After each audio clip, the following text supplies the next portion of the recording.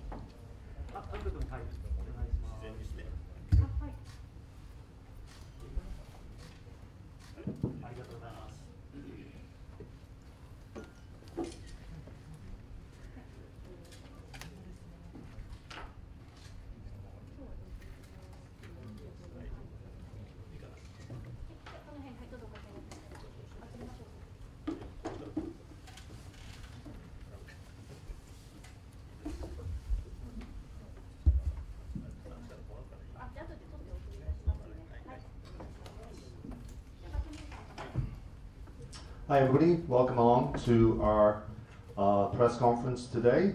My name is David McNeil. I am the co-chair of the PAC committee which organises events at this club. Well, it hardly seems like almost 10 years since our speaker was here to discuss well, the report that he had just written.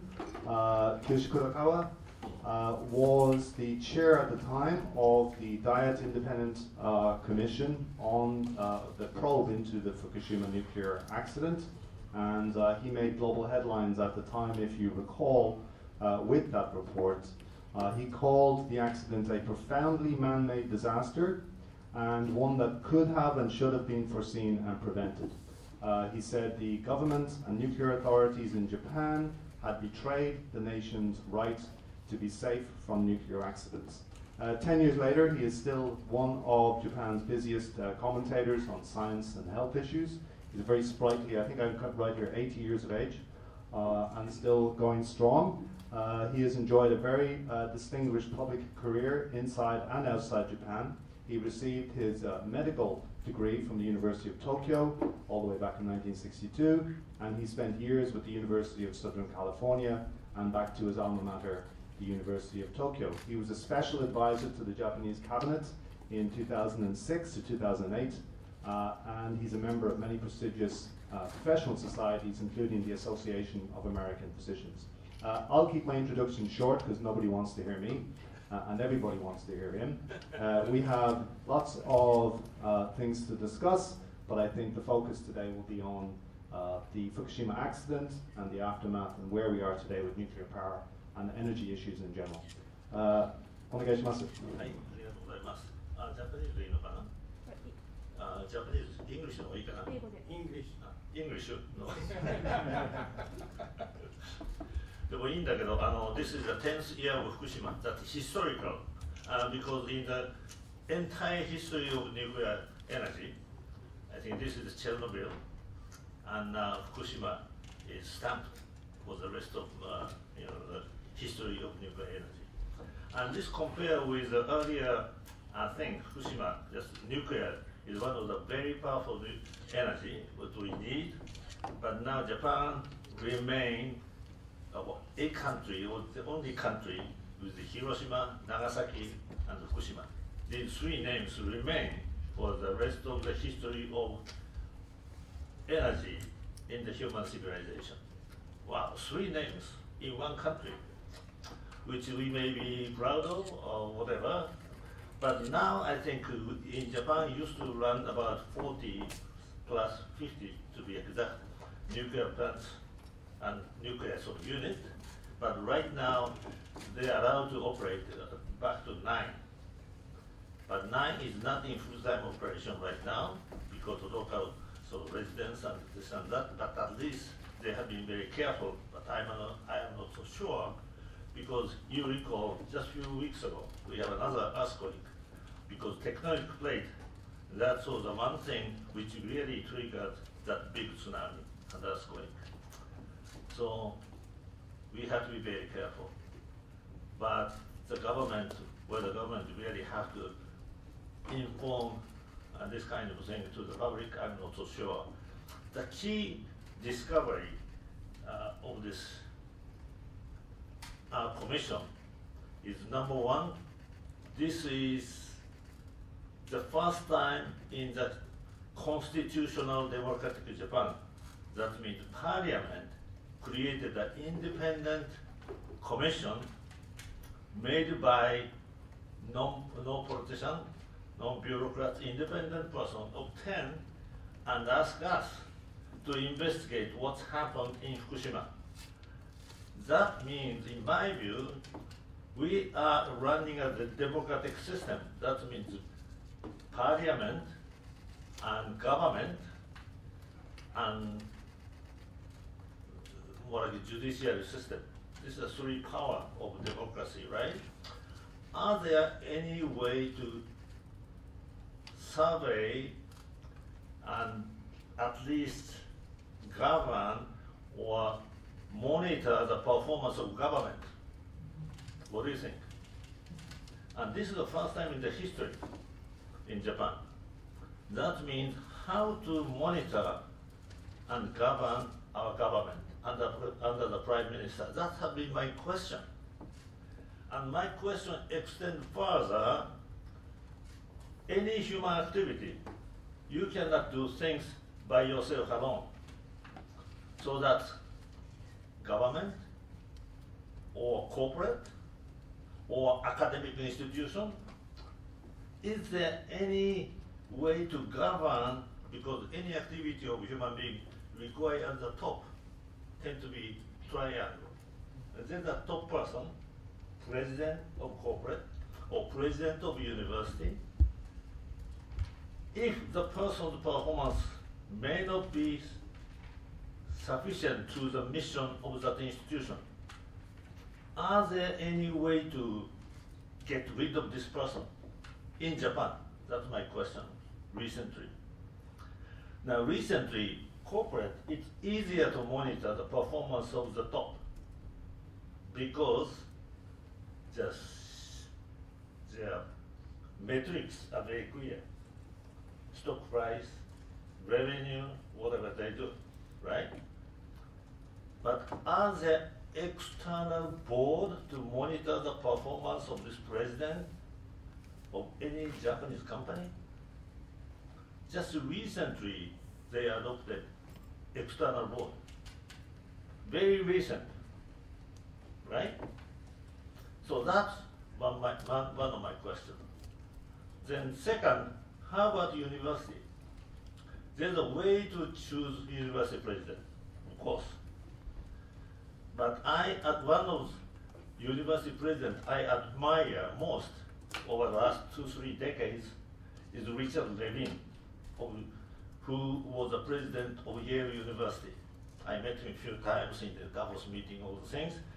But because then I say this why I admire him. He's one of the best presidents I see over the last few decades. And then I speak to the academics because he served as the president of Yale for 20 years. So that means there must be some mechanism in that institution to monitor and make a decision whether this president can continue or not. So is there any such system in Japan? That's my question. So even just let's say, for example, University of Tokyo president, the term is limited to start. And so that is my question. How about president of any corporation? So that's my question. And even corporation, they adopted sort of external board to governing all the things just recent years. So if this is a norm, up to maybe a few years ago, even corporate, then about nuclear, what do you do? My question, for example, somebody working at the Mitsubishi Bank for 10, 20 years or 15 years or whatever, they are banker, right? Can he move to Sumitomo Bank? What do you think? No? Is there any company, this is a norm in the world? Tell me, because you're more FCCJ. So you may know such a company. If you know such a company or such country, let me know. Because Japan is very unique, isn't it? Harvard engineer from, let's say, University of Tokyo, maybe graduate from master's and PhD, go to Hitachi, 10 years. Can he move to Sumitomo? Or Panasonic? Toshiba? It's no. Why is that? That is a basic question of my inquiry in these days, because that worked at least last 4 or 5 decades. It worked. That's the reason they think this is a norm. So what do you think? Then if this is a norm, why somebody can make some question in the board members or board meeting or even kacho or shacho or kacho, bucho, even kakaricho, can he say something against your superior?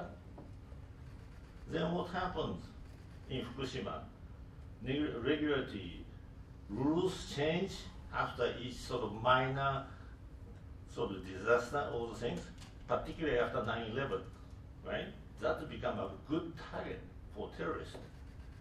So that according to our investigation, that at least governments responsible, sort of government sort of people who have been involved in nuclear thing, they knew, I think at least American government informed the Japanese government, I think, how to protect the potential terrorist attack.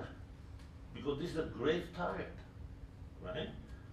Do you think Japanese government implemented such a thing? How about right now? Right now, 8 plants unit have been approved to operate. What will happen if such a thing happens? This world affair become a bit of more unstable at this time because with China, US, all the things, and North Korea thing. Japan is very close, and nobody wants to talk about it. Why is that? So that is the basic question: why this nuclear accident? No, that's a discovery of our investigation. Because as we study this, inquiry, interview so many people, and we found out there must be something with the economic theory which fits to this kind of system, which we found out regulatory capture is the economic words advanced by George Stigler, at that time University of Chicago economic professor, who received a Nobel Prize because of his sort of concept in Nobel Prize in economy. So that was a kisei no toriko in Japanese, or regulatory capture. That means government failed to implement the rules and regulation to protect their people. If government failed to do so, this is a system of regulatory capture. One reason or another, government failed to put a priority to protect their own people over some economic reasons. So I think, so just when we found out at the end, we talked about there must be some sort of nice sort of theory or some terms of something, and then one person said, this must be regulatory capture. They went through wiki, all the things. Well, that fits right hit the third target, so that we said, this is a regulatory capture, typical. Then I spoke with some few economic experts, make a phone call. Is that regulatory capture? And he said, that's it precisely so. So that kind of thing has changed since then? I'm not so sure. And that's because when you are employed to the Mitsubishi Bank, you are not really just hard to move to Sumitomo Bank. Even Hitachi engineer, hard to move to this or that. So very vertical promotion type of thing, and why this came out into Japan. Now, a few things. Maybe you know these books. Those who know Japanese, like some of you, very sort of well-educated person came to Japan. And Tagano Murphy, I think perhaps you know Tagano Murphy-san, who wrote Japan, the past of the shackle, or shackle of the past or something. And I think he came to Japan when he was a high school student, and then he really loved in Japan, and then went to Harvard, and with a major in Asian studies, and then back to Japan. And then he met some Japanese girl and get married, and then can't go back to their own country. That is a sort of history all the time happens quite often in my view. So he studied Japanese and read many books, and on this Fukushima he wrote Japan as a chapter of the past. And this was translated in Japanese, but I read this thing, and he has a lot of insight in Japanese history. And he spoke Japanese, and he became a professor at Tsukuba University. So that kind of thing. And another book written about Fukushima was David Pilling. At that time, he was at Financial Times, and also he wrote about this issue. Fukushima saying is one of the representing sort of Japanese weakness or unique sort of social structure of prohibiting lateral move. So when you introduce yourself in Japan, I said Mitsubishi Bankman. I'm a Mitsubishi Bankman. They never said in other country when you see somebody, I'm a banker. So I would ask them, what bank you're working, and they just here and there. So then I could see what kind of level he may be in the world. But in Japan, always they introduce Mitsubishi Bankman. I am a Mitsubishi Bankman. Sumitomo Bank. That prohibits you to make your own opinion in every level of institution. So that is the foundation of sort of Japanese mindset, which leave sort of not make a strict regulation in nuclear, which is a big issue. So that's the mindset. That was the keyword in the sort of report. So it's hard to change, but you have to really recognize in Japan's system. But it's not Japanese sort of elite are responsible to change this issue. But since they become an elite, go up to the ladder of each institution, it's very hard for them to perceive such a thing. So I'd like to discuss with you maybe what to do and this and that. Thank you. Well, just those couple of books that the professor referenced. Tag Murphy is the first one, Shackles of the Past. We'd like to give our friends a plug. And David Pilling is Bending Adversity. That's the book he wrote after the disaster.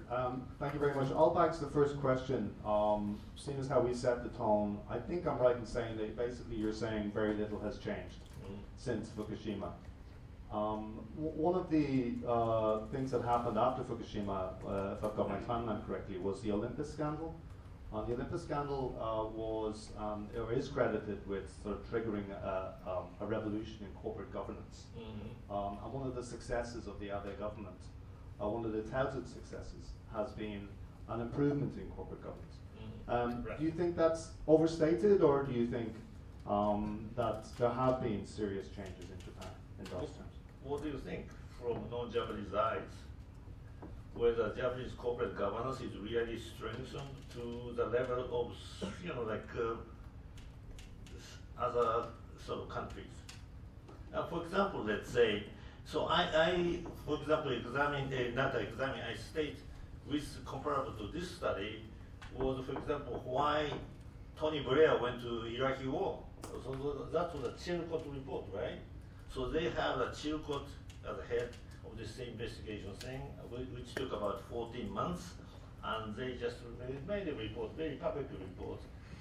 Blair was wrong. I mean, he made a wrong decision at that time. Blair, of course, I think still alive, so just he sort of did some debate on that thing, but I think there's a system to check something. But in Japan, it's very hierarchical, because even bank or even corporate, the more even university too. So that's the fundamental issue in Japanese mind. So you would support a Chilcot report, for example, for Japan's decision to support the American decision to go to war in Iraq, and sending SDF troops. Right. So this is a similar, first time in Japan, a similar independent investigation. That Chilcot and the U.S. Fairly often they do that, and because this is in hard due to American sort of culture or just democracy. And one example is sort of Lincoln's creation of National Academy of Science during this Civil War. And I think the mandate to National Academy is you advise government to just evaluating this policy of the thing. So whatever policy, some law comes in, National Academy tend to study this thing and submit the report to the government. So that is a system of mutual checking and counting. Well, I don't want to hog the speaker. We have some questions lined up online, and I have more I want to ask. But what I'll do is I'll throw the floor open to people here. So I see Martin's hand up. I see the gentleman at the back, and Pio, and gentleman over there. Martin, you're first. Don't forget to tell us who you were when you come to the mic, please.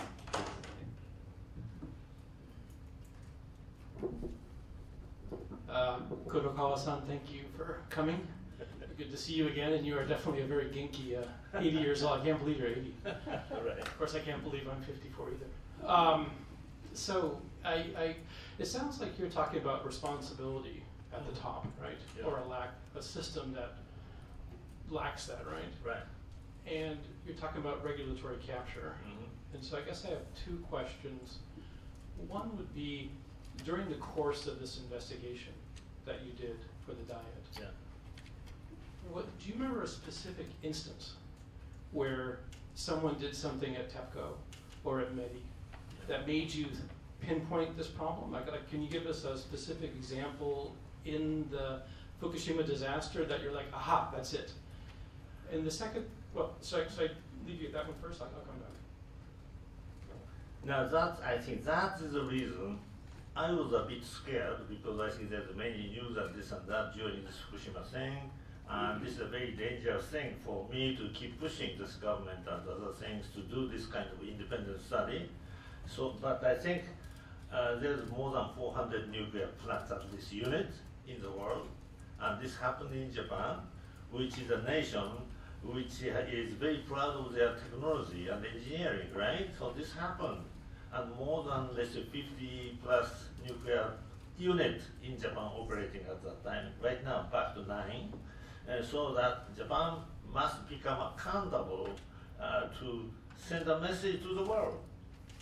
But I think as many reports and this and that coming out, I become a sort of, this is more like regulatory capture, or the government and politicians and corporate knew that, more or less. You know, they are not really abiding to the rules and regulations, recommendation by the IAEA. So that's the reason I was scared, but that's the reason I made all the commission meetings open to the public, and online, anybody can see it, and with English simultaneous translation, you can see that even now. So just national atomic sort of whatever, NA, national, I forgot, but the Fukushima, my name, or this report, I think you can see that online, even video and live with English translation, just things of just a report, and each commission meeting is open, and you can see that now too. So I think you could see your own, when we summon somebody like TEPCO, this and that, you can see that what kind of conversation is going on beyond this report. Was there an aha moment? Like a moment when you're like, oh, this is what's going on? In a way, it's yes. just discovery, you know? We can see that. I think when we ask sort of TEPCO person, there's no answer sometimes. So that is sort of aha moment. Ah, we know that. Yeah. So that's a sort of indirect evidence. Can I ask a follow-up? Regulatory capture would suggest that responsibility lies more with MEDI or with NISA, with the regulators, right? So all responsible person in energy policy and the politician and the bureaucracy too, of course, and corporates too. Would you blame TEPCO more than MEDI, or MEDI more than TEPCO, or would you blame, where would you put it? They're a group. Yeah. If they don't like it, they should leave, but I think they can't. So that's the thing. Once you are in TEPCO, you go through your career. If you quit, you just cannot go anywhere. That's Japan. Thank you. I have more questions about this. Okay, sure. All right. I'll have Theo, and then the gentleman behind, and then that gentleman over there. You have a question? Yeah. Lolo. Don't forget to tell us who you are here next. For the record. Thank you very much for coming today, Professor Kurokawa. My name is Pio D'Emilia from Italian TV Sky Television. I have 2 questions. The first one is, have you ever felt, directly or indirectly, any pressure or threat during your work as a commissioner of the Kurokawa report? This is the first question.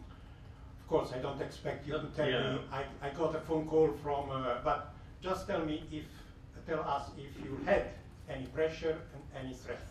Not really, but I think recently I met some sort of few sort of bureaucrats, I think the civil servant. I think when I asked why you invited me to chair this meeting or this committee, and they said this is a trust. So my sort of hunch is maybe they knew what they are not doing the right thing. But now I expose this, but maybe some of these bureaucrats, I think, maybe felt relieved. Because they are not responsible, because they are not making a decision-making person, right? And at that time, we are talking about 2-party things. So Democratic Party was elected, but I think 2-party. So I quite often, very smart people, like some bureaucrats and academics, you're talking about 2-party system. But what kind of 2 philosophical confrontation among the Japanese mind? And they just stuck with this thing. The second question is, not as Kurokawa, the author of the report, but as a citizen. Yeah. After reading the report that you wrote, would you have expected from the Japanese criminal system some kind of action which apparently didn't happen? Or well, it happens and didn't follow up. Thank you. I think one of the major sort of things to convey this to the greater public is the media, in my view. So why there's a club system in the Japanese media, that's my question all the time. Because once you sort of betray some of the message, so I always say major media is a sort of message, means to send a message of the government, or from up to down. But why you are not talking about this thing? Because you know that, but then you are not allowed to come into this thing in Japanese system, right? Mm-hmm. So that is written by this David Ping too. I think economist or something maybe 10 years ago. Still members only, that kind of thing in economics. Thank you. Just let me ask before I'll ask you, if you don't mind, I would like to ask an online question. We have a couple lined up. This one is from Rupert Wingfield Hayes of the BBC. He's the BBC's correspondent here in Tokyo. He says that a small percentage of Japan's electricity still comes from renewables. Most of it, 87%, comes from burning coal, fossil fuels, oil and natural gas. Right. The shutdown of nuclear power plants has not led, this is his words, not led to an energy revolution in Japan. It has led to more coal and more gas. So how can Japan meet its climate change goals on the current path without nuclear power? Just for framing references, the International Atomic Energy Agency released a report recently which predicted that nuclear power worldwide would fall from 10% now to 5% by 2050. So Japan's part of the global trend. Right. There's no question about CO2 production. So one of the choices will be nuclear. There's no question about that. But since Japan just had that kind of accident, you really have to engage into the regulation and also certain regulation that is consistent with, even consistent or more superior than IAEA recommendation. That's my argument. So after I delivered this report, I have been invited to speak in many places, like French, this and that, so like 3 times worldwide sort of speaking engagement. And Vattenfall is a company, Swedish company, which produces all the nuclear thing in Germany and France, and they knew it, and they knew it. Japan is not really following exactly the IAEA recommendation. They know it. So that was a surprising thing for me, because they knew it, because most of them spent some time at IAEA, right? And there's the Japanese representation too.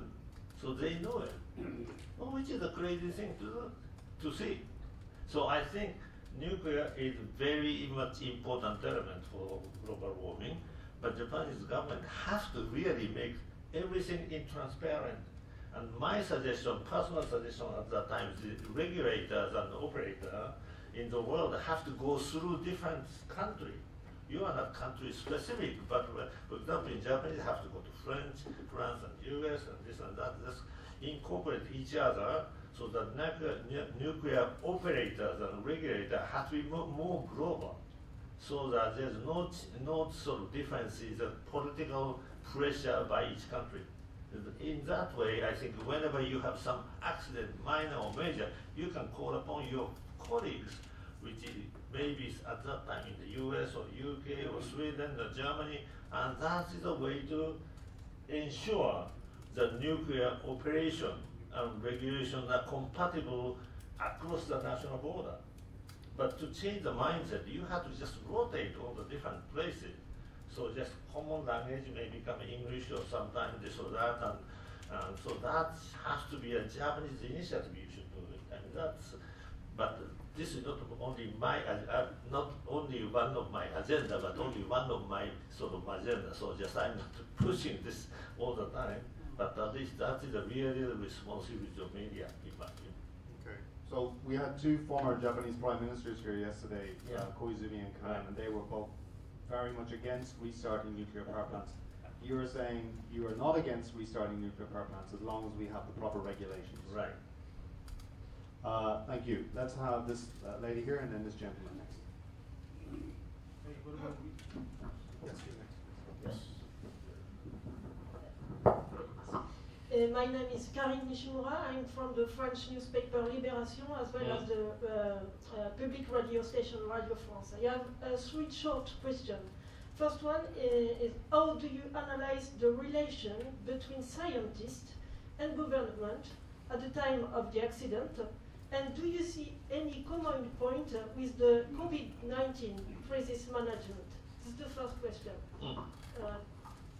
The second question is about the Onagawa plant. What do you think about the restart of the Onagawa plant, which have suffered some damage from the tsunami also?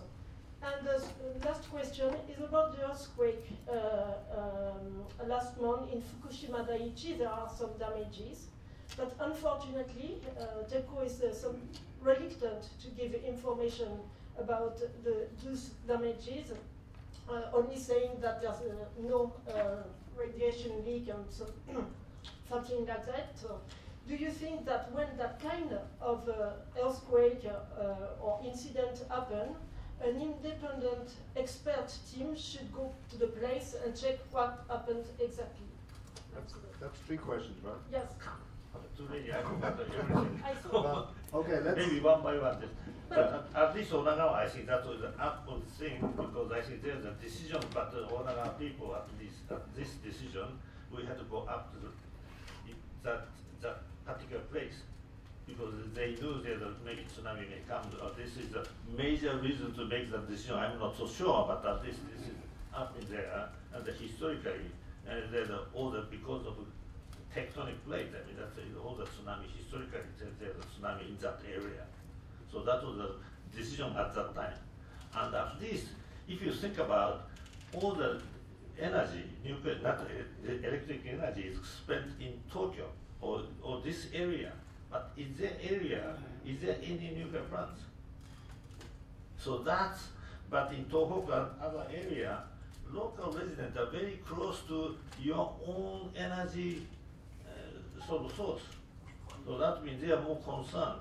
But I think Japan, Tokyo may become less concerned about this kind of, you are sitting very close to certain things which provide you energy, in my view. Because if you interview somebody like from of this different places, they are aware of this nuclear is very, that source of your energy is very close to your community. So I think sort of Tokyo become a little bit of ignorant of this. Who is producing energy, spending most energy? That may be the mindset of this Tokyo people. Right. I once interviewed Ishihara Shintaro, the governor of Tokyo, and he had a novel solution for that. He said you should build a nuclear power plant in Tokyo Bay. Yeah, right. And that would end this complacency. I'm going to take a chairman's decision on this because 3 questions. We have a lot of questions lined up. Right. So if I could ask the sensei just to answer the other question, which was about COVID, and why don't we look at that? Yeah, COVID was similar. I think there's somebody wrote in the Washington Post. So there was, this is the same message with Fukushima. What Japanese government is doing COVID is quite resonant. The essence of this Fukushima report. That who is that? I think you just say Washington Post Kurokawa COVID or something, and you hit this. I think I have the quote. I think I have the quote, or I have a quote from you. You said the pandemic shows Japan is still paralyzed by crisis. That's what the corona epidemic shows, that Japan is still paralyzed by crisis. Do you stand over those comments? Yeah, that means the same mindset. Who have to make a decision, who have to make the choices of this and that, scientists do it. Who to make a decision is a political decision, of course. But who is responsible? Do you have a sense of accountability? That's my question all the time. But Japan is objectively doing pretty well, isn't it? In terms of the number of infections, the number of deaths is a fraction of the rest of the world, particularly America. Right. Maybe over the last, maybe just there's a world data something on this thing. I showed this yesterday of Kyoto University. Maybe I sent it to you, perhaps if you're interested. So over the last 12 months or so, every day there's a death happened everywhere. And number one death over the last 10 months or so is COVID in the US, France, and UK, right? You know that. Number one killer, not coronary heart. But in Japan, number 20. Also China, number 20 or less. And then Vietnam, Thailand, very low corona deaths. And Philippines is about 10th, in the middle part of the thing. And Australia is again very low. So this may not be an ethnic, but somehow Ireland may be protected. I'm not so sure. We discussed this yesterday. I showed this PowerPoint. And it's amazing. US number one killer over the last year is corona. UK, France. So I'm just collecting some data from Sweden and Germany, all the things that they sent to you. Very interesting. Well, I'd like to kind of dig into why that is, but we've got a question about the gentleman there and the gentleman over here.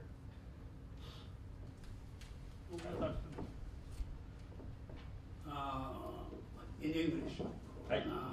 We have a mutual friend, Bob Schreier, remember? Bob Schreier. Right. Yeah, great man.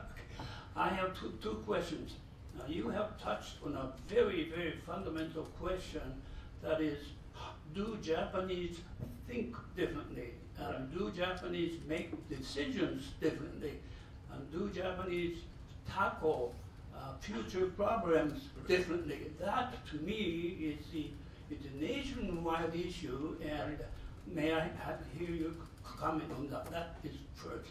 Thank you. The second question is, our educational system tends to be focused on knowledge. Right. And how can Japanese educational system change or transfer knowledge into, what should I say, decision-making wisdom? And that's, to me, two fundamental questions facing Japan, and I hear you. What do you think? Very much. Did you state your name? Sorry for the record. Ikubo, I-I-K-U-B-O. Do you know we wrote a book with Uda-san, who was the executive director of this entire thing, because we are someone to have this nuclear sort of thing by the parliament, 10 members, but we need a manager to do this thing.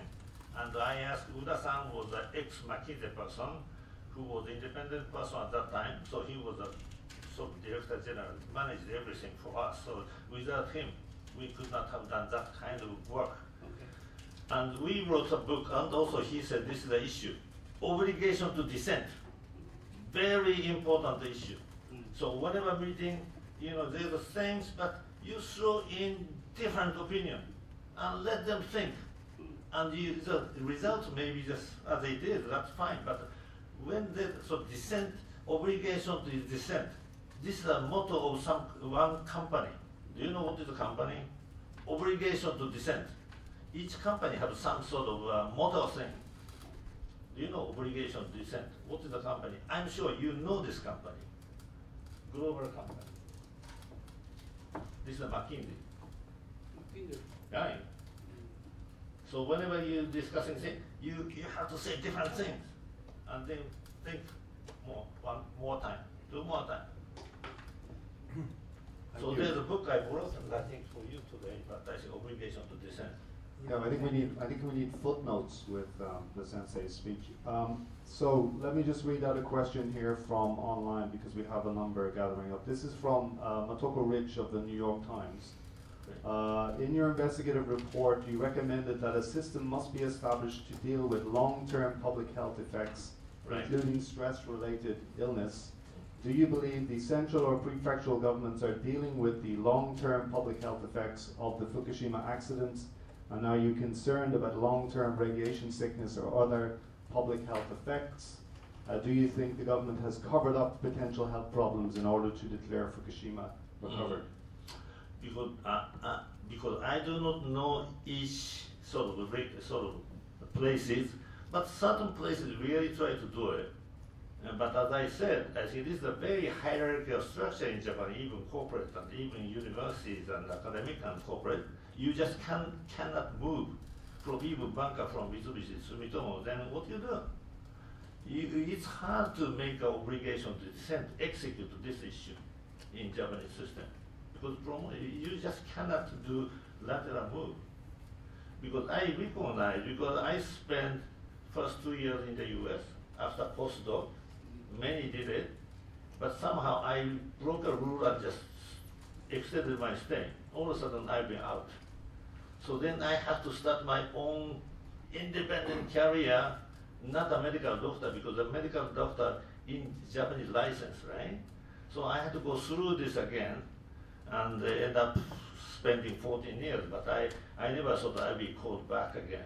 But one of my mentors just came to me, we need you, so just went back. But I think that kind of independent career somewhere is a very important element when you're young, particularly.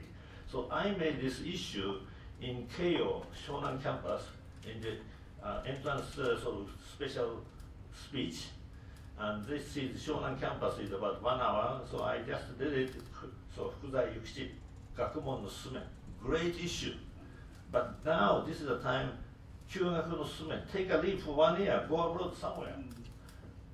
Whether study or do nothing, NGO, just traveling, that's fine. But you begin to see the strengths of Japan, appreciate it, but also you begin to see the weakness of Japan because your country. And then you begin to see the love of Japan. Now, 10 years later, Shonan campus, do you know what happened? More than 20% of students who went abroad, came back, and completely different environment. The faculty are so much appreciative of my message. But that is the way to do it, because the weakness of Japan, which is a healthy love of Japan, not a narrow nationalism. So you see that too, because you're foreign to Japan. I'll just remind you of the meat of the question was, do you believe that central or prefectural governments are dealing with the long-term public health effects of the Fukushima accident? And are you concerned about radiation sickness long-term? But I'm not so sure. Some individual effort may have been done. I think I know few people who have been just working, moving there, and doing this kind of long-term healthcare thing and the public health issues. And that's an individual effort, not an institutional effort, I think, the most of the time. Right, because a lot of people were critical of the decision even to evacuate people. I still get comments about that. This gentleman over here. Benjamin Fulford, Harvard Weekly Geopolitical News and Analysis. Sendai newspapers reported that the deep sea drilling ship Chikyu was drilling at the epicenter of the Fukushima earthquake in the weeks before March 11th, Really? 2011. Mhm. You can check, this is a fact, you can check. Okay. Now, Kawase Takamasa of Japanese military intelligence and Sasha Zarek of the Australian Secret Service ANZUS both warned the Japanese government that a nuclear weapon had been placed aboard that ship. Why was it allowed to drill there? And my other question is, why was the Israeli company Magna BSP put in charge of security at the Fukushima plant the month before this disaster? I don't know, you have to ask somebody who is responsible on this issue of who is engaging in this business. I think that is a major issue because in every level of Japanese institution, there's the obligation to dissent is lacking. Even your minority, just say this thing, and then we begin to think again. But since you cannot move laterally from different bank or just bank out this or that, it's hard to do it. And so that is a Japanese system which is created only 150 years ago, after 2.5 centuries of sakoku, right? So it so happens when Japan opened up Iwakura system, I begin to read this kind of thing, very successful somehow, right? And then when it's successful, Japanese, particularly men, tend to become quite arrogant. That somebody told me, some non-Japanese but outside so Japanese bureaucrat, not a journalist. Japan tend to become very proud, and when this comes, Japan's #1 book, and that happens again, right? Yeah. So he become very famous, right? So that kind of sort of Japanese minds are still not changing that much. I mean, that's a prevailing Japanology of Japanese mindset, man. So I think how to do it. The one thing is, I don't know, more sort of the deruku or dareru, just nail stick out. So that is the same. So that is the men's culture. But women are more independent because whatever they do, they may not be able to go up the ladder. So they become more critical sometimes and make some points to men, and all of a sudden men do it all the time. So that is the reason I think promoting women in institution is one thing. Let me ask a question here from online again. This is from Simon Denyer. Simon Denyer of the Washington Post. He says, just to be explicit, are you saying Japan risks a second nuclear disaster because the mindset you described has not changed? Should Japan turn its back on nuclear energy for this reason? I cannot answer this thing, but just remember, world affairs become a bit different, unstable in these days, right? Maybe Chinese leadership and US and this and that, whatever happens, Japan is right in between these two countries, right? And I think nuclear, for example, after 9/11, what kind of sort of protection of nuclear plants in the world, the US, they suggested Japan, you have to really protect your facility by military force. And they warned Japan twice before Fukushima, but they didn't implement. Still, why is that? Because maybe Japanese establishment may not like Japanese, scare Japanese, but it's more scared. It's still, I think, they are protected by maybe police or somebody, and what do you do? And there are many wood-made sort of small boats around that Kashiwazaki area, maybe just nobody say about this in North Korean, but I think any possible disaster has to be prevented, whether this is annoying to the sort of authorities or but the protecting people of Japan is one thing. I think it's not protected. The Japanese even plant is not protected by military force or self-defense force. It's still not protected. So to answer Simon's question, the implication is that you're saying yes, another disaster is possible. Well, I don't know, but this is a man-made or earthquake or this or that, I don't know. but this is a good target. I mean, that was a warning from Fukushima, not New York, right? And that was a warning by US. And I think I just asked also French, I think the French government also, we really have to protect nuclear, which has become a big target. I have a couple more questions online. I see Teddy's hand over there. He's been probably waiting and I haven't seen him. Sorry, Teddy, go ahead. Thanks. I'm Teddy Jimbo with the Daily News. Kurokawa-sensei, one of the questions I wanted to ask was that the reason behind the commitment or even the persistence of Japanese government on nuclear power generation is some say some people are still want to maintain the so-called nuclear option, which is Japan's capability to manufacture, to create a nuclear weapon. In the course of your investigation or in your knowledge, do you see any trace of that Japan, at least some large number of people in that group doesn't want to develop nuclear power generation because of that reason? No, I'm sure. I think certain fraction, but it's not become a majority yet. And because it is a sort of political decision sometime, and the politician is always concerned about the election, of course, and so that I think media really have to have a more like a sort of role to convey the different options, different opinions to the greater sort of public sector, in my view. So that I think that they become the awareness among common people is a very important element. And you can buy in by money or this or that, but I think public is not so stupid. And I think safety and energy and food are the three big elements of any human sort of civilization. How about a psychological impact among the people that we fear nuclear weapons more than anyone else in the world, but at the same time we know how destructive and how powerful that is more than anybody else. So how do you think about this? If there's any psychological impact on the people that if we have a choice of owning one in the future, we like to maintain. Right, but I think because now renewable will become so cheap now, so that we really have to convert it into that. I think Europe is really telling this thing. It's very sort of inexpensive and economically viable, and they knew it. And why not Japanese government start saying this thing? And that is a very important element. That's not of the government, also like politicians and parliament. I think that is a very good thing for them to do because Japan can do it. And I think now is a solar renewable wave and all things become very viable and inexpensive.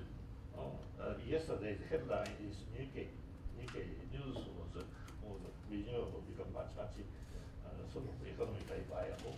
That was a top nice article in Nikkei. Keep doing it. All the press. So the Nikkei has changed its tune. Yeah, I guess yesterday's top was a very nice article. And Europe is really shifting this, and even US is shifting it. Right, right. China isn't though. China is building a lot of reactors. Yes, right. But less, yeah. We're nearly out of time. Can I just read a couple more questions online? This is from Tom O'Sullivan, who's an honorary member of our club. Could you give your perspective on how you feel Japan coped with COVID-19 in 2020? Sorry, it's another COVID question. Versus Fukushima 10 years earlier. I know you've already commented on it, but he wants to know, are there common themes? Are there common themes between the response to Fukushima and the response to the coronavirus? Can lessons be learned? Yeah, in this hyper-connected world, I think transparency is a very important element to build the trust of a corporate or individual or even nation. So that is the thing. I mean, with globalization, with hyper-connected world, transparency is a foundation of trust, whatever the level may be. So don't forget whatever I say or this say, somebody listening somewhere. All right. I'm just scanning the room to see if anybody has another question, another pressing question they want to ask. No? Okay. So the last question will go then to, this is to Regis Arnaud, who's with French Le Figaro. Yeah. He's with the Le Figaro, French magazine.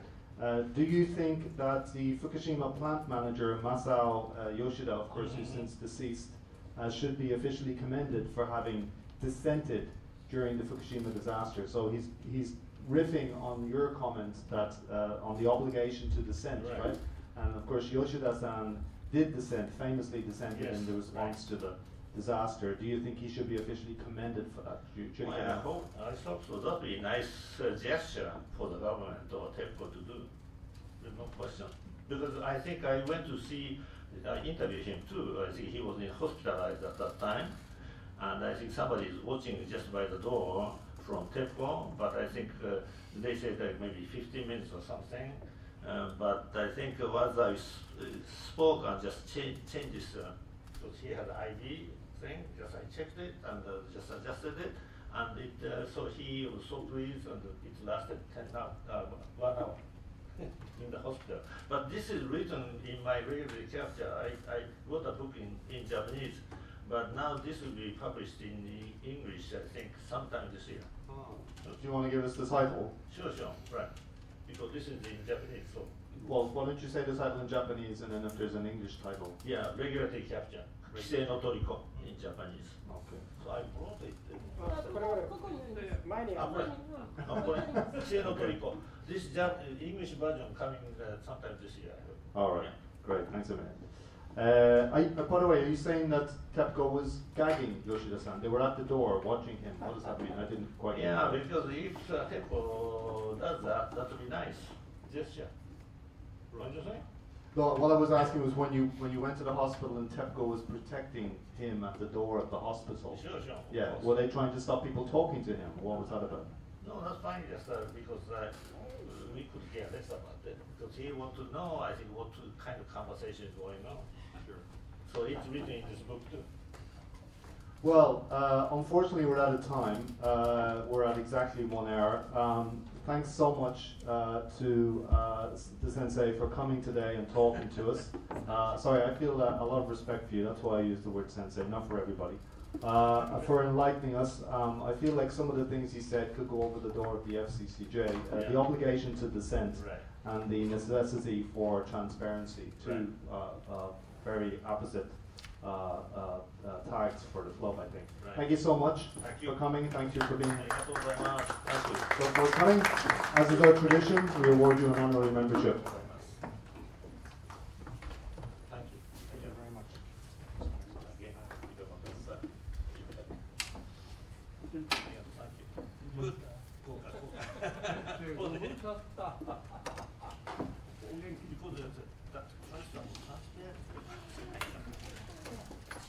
you.